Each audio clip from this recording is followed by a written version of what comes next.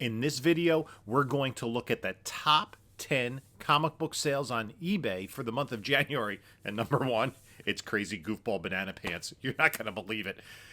Wait and see on this video from Bronzeville Comics.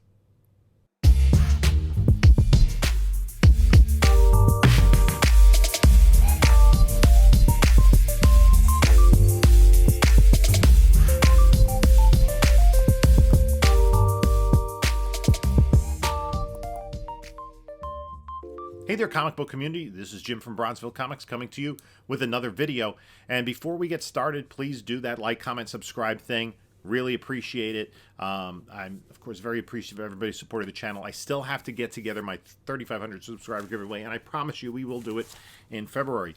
I've just been so busy with, like, DC spec that it's been crazy. And also follow us on the other socials on Instagram at Bronzeville_comics, on Whatnot, Bronzeville_comics. We do sales every Monday night at 10 p.m. Eastern Time.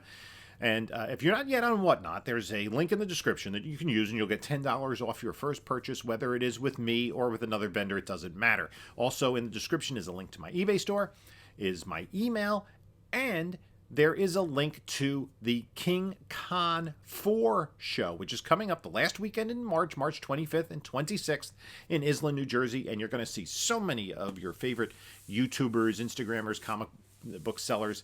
It's going to be a great time. If you have been to any of the previous 3 shows, you know what I mean. And if not, you're missing out.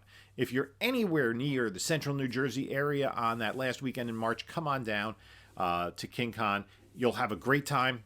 Go to the website. You can purchase tickets in advance. It's sure to be a great show. Even if you don't buy anything, just like hang out, talking comics. It's going to be great. I'm going to be selling there, and a lot of my friends, who's going to be selling there. So I want to move on with this this top 10 list. So what I did was I looked at eBay sold listings under comic books for the month of January. This is the 3rd month that we're doing this. And I think this is a pretty interesting list this particular month because we're looking at potentially some good deals, some head scratchers. Just wait till we get to number 1. So number 10 on the list is a copy of Amazing Fantasy 15 in a CGC 0.5. It's complete. But you can see, we'll take a look at the picture. This thing is wrecked. Definitely water damaged. And it looks like it's suffered some color loss because probably during the water damage, it looked like it was stuck to another book. The description says it's never been pressed or cleaned. Don't think that'll help. But it is complete, which is saying something for a 0.5. It's kind of frustrating to get a 0.5 grade on a complete book, and I kind of wish that CGC would differentiate between a 0.5 complete and a 0.5 that's missing the back cover. And we talked about in other videos, especially other pricing videos, the disparity in 0.5s, especially for a 0.5. Buy the book, not the slab.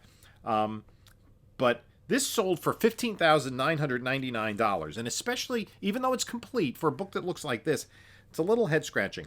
The last 4 sales of 0.5s of Amazing Fantasy 15, of course, the first appearance of Spider-Man, if I forgot to mention that. Also the first appearance of Aunt May, Uncle Ben, and Flash. Is it Flash Thompson in this one? Yeah, I think he is. Anyway, there have been 4 sales, all between $13,700 and $15,000 since August of 2022. This sold for $15,999, so $1,000 more than the highest sale there. Interesting, the last 1.0 sale was for $15,000. So I think this was a good transaction for the seller, more so than for the buyer.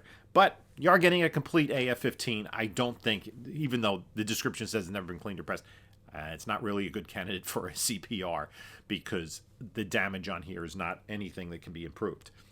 Let's look to number 9 on the list, and this is a unique book. Shout out to John from Bronze and Modern Gods. I don't know if this was you that bought it, but it's a copy of Venus 19, an Atlas comic from 1952, the last issue in the run, a raw book that sold for $16,545. The description is a little interesting. It says it's in solid mid-grade to near mint minus. That's a pretty broad range as far as I'm concerned, but it does look like a pretty good book. And this isn't a book that is plentiful, not a book that changes hands an awful lot, but A 4.0 sold in November for 16,800. This looks like it's better than a 4.0, just based on the two pictures that were available. Whereas a 5.5, and this looks like it might be better than a 5.5. A 5.5 in June sold for $28,750.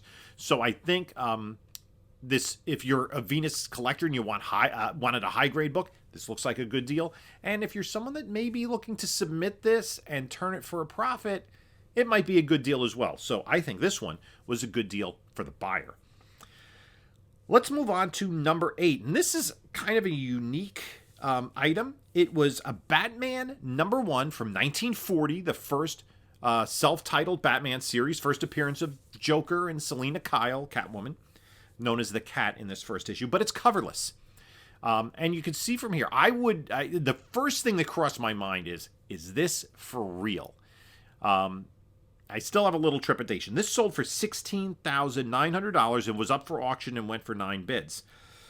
And it was sold by someone who's not a comic dealer. They did list that the outer wrap was detached, but that it was the dimensions were 7.5 by 10.25. And if you could just visualize a piece of copy paper, which is 8.5 by 11, it's a little bit smaller than that, which would be indicative of a Golden Age book. It wouldn't be that large size DC Treasury, famous first edition from the 1970s, with the cover removed and it all beat to heck. So it's probably legit. So it sold for $16,900. Now, if you get this graded, it's going to come back as NG because it doesn't have a cover. But there's options if you buy a coverless copy. If you have the financial resources to get a coverless copy of Batman, $16,900 to put out. You have a copy of Batman number 1, and you don't really have to worry about the condition getting any worse. I was just looking at the pictures, and Batman number 1 is an amazing book. I do have the reprint that I had as a kid, that famous first edition, the Treasury size, which is twice the size of a comic book. Treasuries are literally like 2 comic books. It's like a comic book unfolded size. And the book is a great read. It has that first Joker story, which is amazing and terrifying. Bill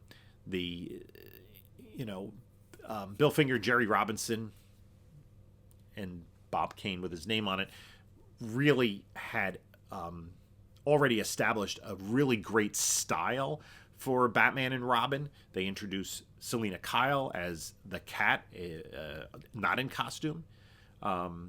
There's a Hugo Strange story, which is a non-Robin story. And also to read that original book with, the original ads and the preview for the next issue, or maybe the next issue of Detective Comics. Just an overall great book. It has a pinup on the back cover. So it's an awesome book. So there are options with this, right? So the last 0.5 sold in November for $42,000.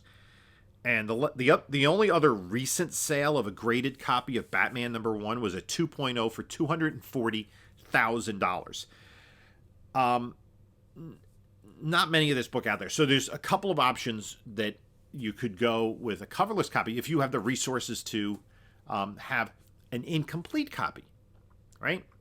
If you have an incomplete copy, you could have the book conserved and marry either the centerfold of this coverless book with, let's say that's missing the centerfold, which is the most common flaw for an incomplete copy, or if it's missing pages, you could marry it. It won't be worth the same grade per price point, but it will be complete.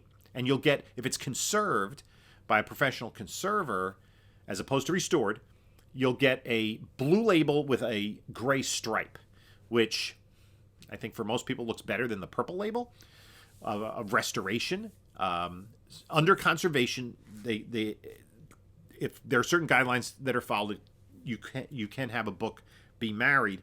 So that's one option. The other option is, and I approach this with a little bit of trepidation because you're taking this historical book and defacing it, so to speak. But the copy is already coverless. perhaps the person that bought this could sell individual pages.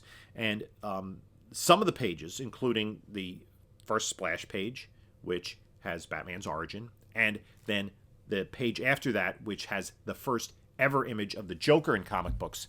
That Joker page recently sold at auction, and CGC will encapsulate it, and the label will say PG for page.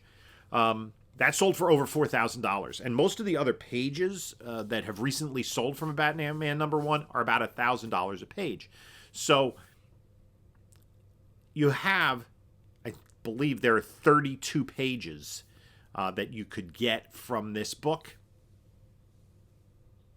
Is it worth it? I mean, it depends on I think if you're a collector and you have this coverless copy complete, you're not going to chop it up.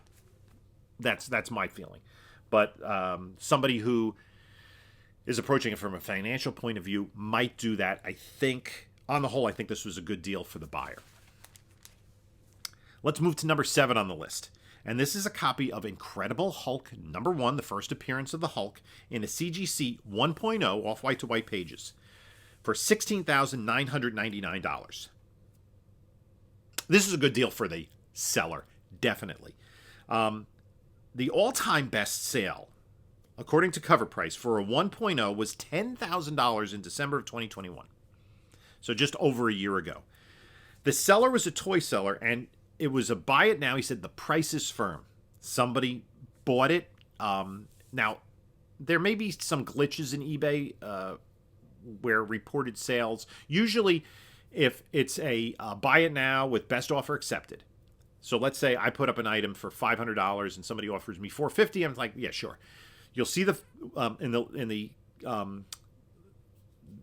sale of the sold item, the listing of the sold item. You'll see the green of 500, but with a horizontal line through the middle of it, indicating that it sold for less than that, but not indicating what that price was. No indication of that here. And when I do these top 10s, I don't include those best offer accepted because that could be literally anything. And so this sold for $17,000. A 3.0 sold this month. This is a 1.0. A 3.0 sold this month for $16,800. So I don't know who jumped on this one. And you could tell from the first picture where it was like, the main picture wasn't like a full image of the book. It was like the book, in front of some advertising from the seller. Somebody spent more for this book than somebody else spent for a 3.0 of the same comic. So I think this was a really good deal for the seller. Let's move on to number 6. And this is a really unique item. It was a copy of Ultimate Spider-Man 160, The Death of Ultimate Spider-Man. CGC 9.8, signed by Stan Lee. Sold for $19,999, $20K. Now, this is the Joe Quesada color sketch variant, which 9.8s are worth about $200. Let's say even a little bit more. But this sold for $20,000. And it does have the Stan Lee signature on it. That's the only difference that I see. And let me take a look at this. I just want to make sure it wasn't a 9.9. Because that would make sense, but a 9.8, even though, it's a Stan Lee signature and it is like a personalized signature, but that's not really, I'm just double checking here.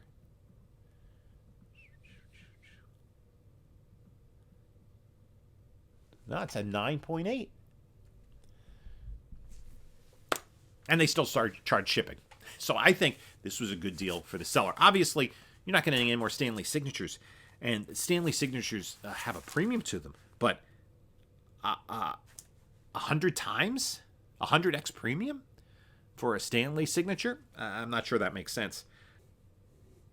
Let's move on to number 5, which is the second appearance of this particular book on the list. It's a copy of Amazing Fantasy 15, the first appearance of Spider-Man, but a raw copy that sold for $27,900 at auction with 68 bids, and also paid $231.87 for shipping. Just to me, but if you're selling a $30,000 book, maybe you can cover the shipping. Just, I would hand deliver that book if it were me selling it. This is so the pictures of it, you could see it's a raw copy. The cover is attached, but there's a big spine split at the top. I think that this is probably like a 2.5-ish, but there's not a lot of margin for the price that the buyer paid. I think if the buyer were to get this graded and it comes back at 2.5, I think that's a push. I think that's about what it's worth. And you're not going to get Amazing Fantasy 15 at an immense discount in raw copy. But you can, if you have the right eye, maybe a more accurate grading eye than the seller.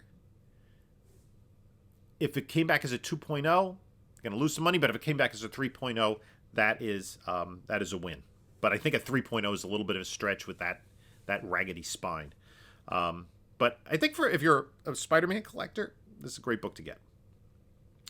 Let's move on to number 4 on the list, and it's a copy of Amazing Fantasy 15, First Appearance of Spider-Man, in a CGC 6.0 restored that sold for $29,100 at auction after 87 bids. It's restored by having all 3 edges trimmed. Some restoration, like Color Touch, can be removed, and sometimes collectors will buy a comic that they believe they can have the restoration removed and have it resubmitted and get the blue label rather than the purple one. Can't do that with page trimming. Now, the fair market value of a CGC 6.0 is about $80,000. This sold for under $30,000. So you're talking about what, like a more than 40%, no, more than 60% decrease in value due to that restoration. Usually, an easy rule of thumb is that restoration is about half, but I think trimmed pages is a little bit worse of a sin in terms of restoration than mild color touch or glue on spine, because nothing you can do with that. The restoration, if there's glue on the spine, maybe you can have that removed. Color touch, maybe you can have that removed. But like if the staples are replaced, those original staples are gone. If the pages are trimmed, there's nothing you can do. The only chance is that if sometimes it's hard to determine if the pages are trimmed. So I have seen people post on Instagram where they sent a book in, it got trimmed pages, purple label. They sent it back in and it got a blue label. Because sometimes it's just a miscut. But if they're saying all 3 edges are trimmed, usually bad news. Let's move on to number 3 on the list. This is the oldest book on the list, and it's something that you don't see quite often. It is Mickey Mouse Magazine, second series, number 1 from 1933. 1933.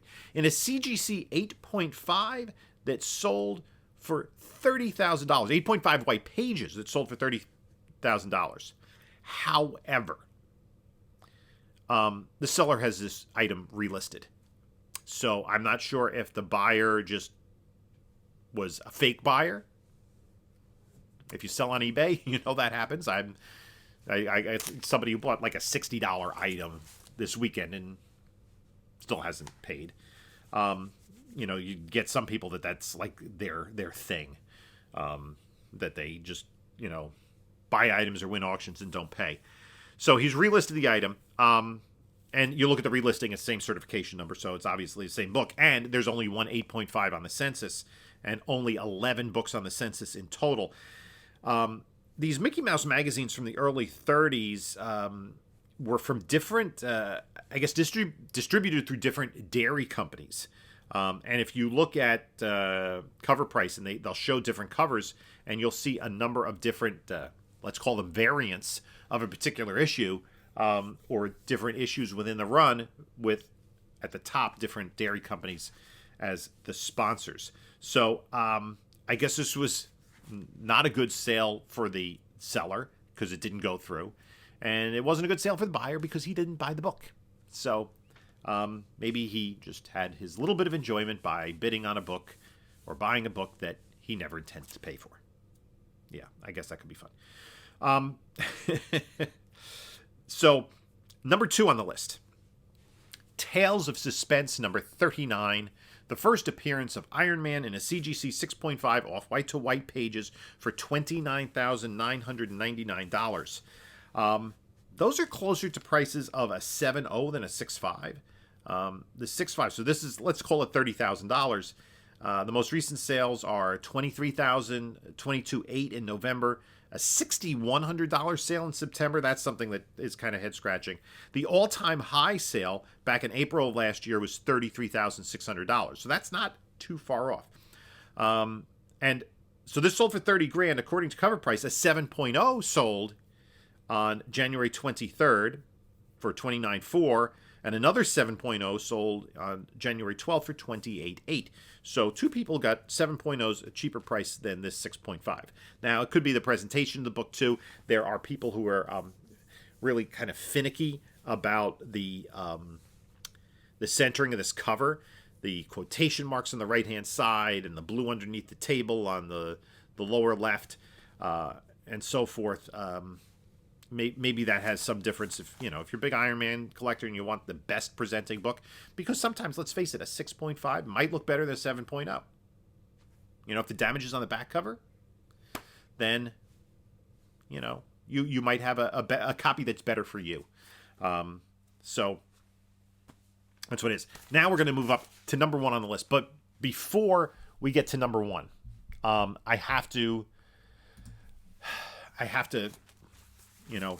go in a certain direction, because, like I said, this is like just cuckoo banana pants. So we're going to have to put on our tinfoil cap to talk about number 1 sale, comic book sale on eBay for the month of January 2023. And selling for $111,112.99 plus $5 shipping is a copy of Vampire Pennsylvania number 1, the rare Krishna variant cover B, in near mint, for $111,000.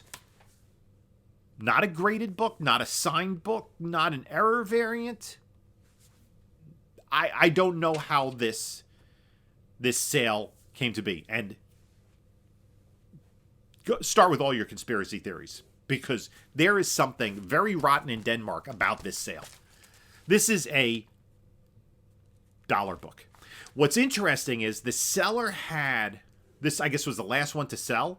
He had 5 listed, which means that if he had 5, it's probably not rare. And you can see there were previous sales for $2.99 and $1.79 of 2 of the other 4 copies that he sold. But this one sold for $111,000. And there's no indication like how that would have been listed, right? It doesn't make any sense to me. But it's there. Check it out. It's on eBay for $111,000.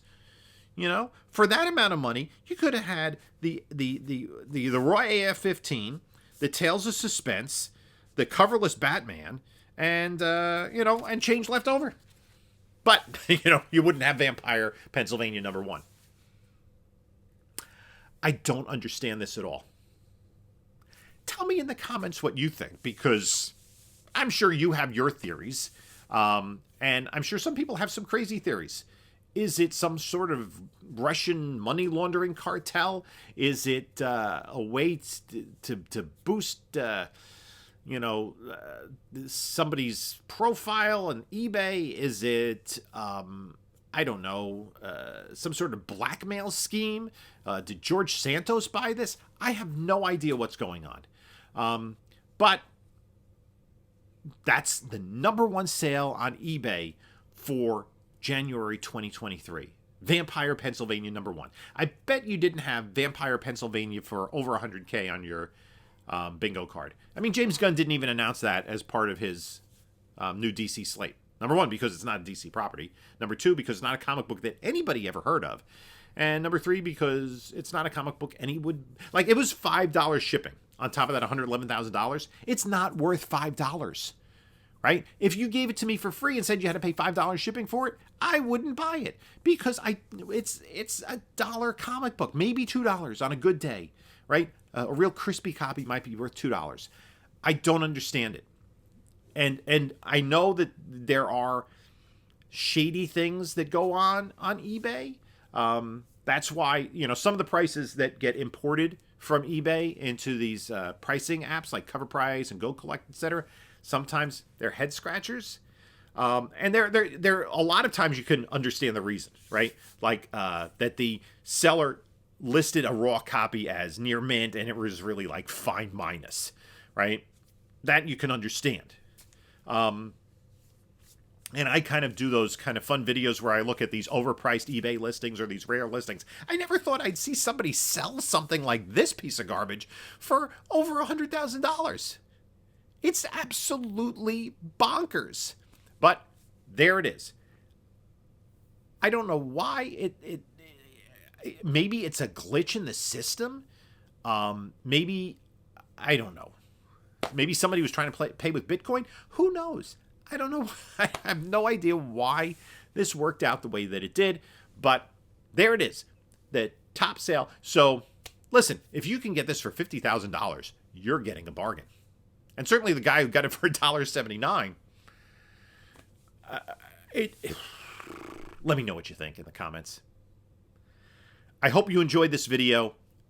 This has seemed to be a popular series that people have enjoyed the last couple of installments, and I think this one is fun as well. It's really fun to look at these books, and it's also fun to talk about them. And kind of because you get the pricing, marketing, comic value aspect of it, but you also get to look at these really cool comic books.